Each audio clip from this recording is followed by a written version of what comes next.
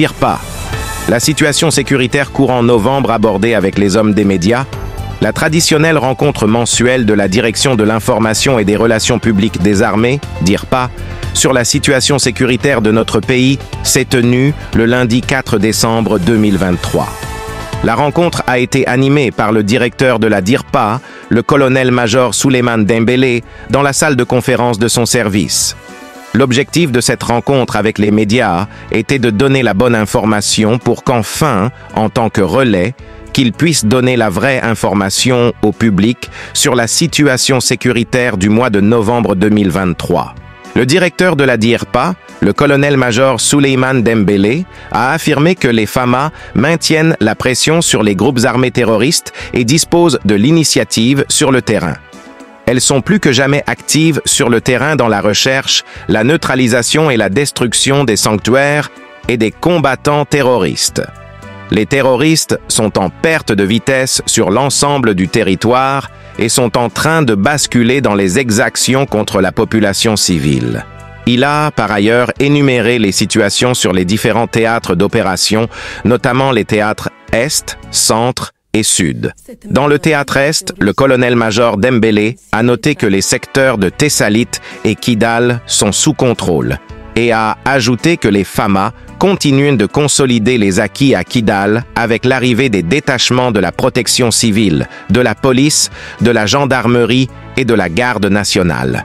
Il a informé que ce dispositif sera bientôt renforcé par les forces paramilitaires telles que la douane, les eaux et forêts et l'administration pénitentiaire.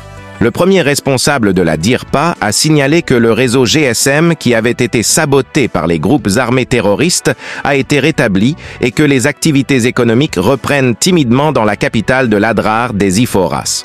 Concernant le théâtre sud-est, le patron de la DIRPA a annoncé que les FAMA ont repoussé successivement, le dimanche 03 décembre 2023, des attaques terroristes contre 04 postes dans les localités de Labézagan, Gossi, Tessalit et Ménaka.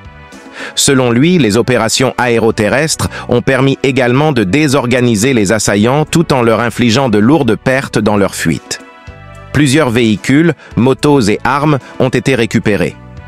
Pour le théâtre du Centre, le directeur de la DIRPA a déclaré qu'ils ont constaté une diminution des attaques directes contre les FAMA, mais une augmentation des exactions contre la population civile.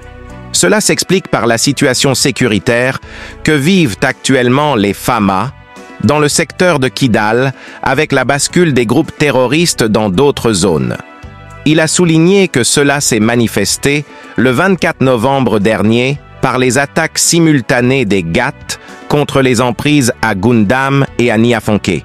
Si à Gundam, les terroristes ont procédé à des tirs d'obus sur la position, à Niafonké, ils ont utilisé un véhicule kamikaze pour faire intrusion dans le dispositif. Le colonel-major a souligné que le théâtre sud vient d'être opérationnalisé avec l'installation, le vendredi 24 novembre 2023, du nouveau commandant. Une manière de renforcer la chaîne de commandement dans les zones de défense. Selon le directeur de la DIRPA, les traques des terroristes dans les régions du Nord, surtout à Kidal, fait observer un basculement des combattants vers l'ouest, où les groupes terroristes dans des tentatives suicidaires ont successivement attaqué le poste de Mourdia et tendu une embuscade respectivement les 30 novembre et 1er décembre 2023.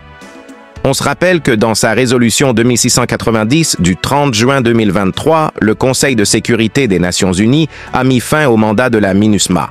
Ceci faisait suite à la demande des autorités maliennes du retrait sans délai de la mission. Un retrait qui devrait être organisé en toute sécurité avant le 31 décembre 2023,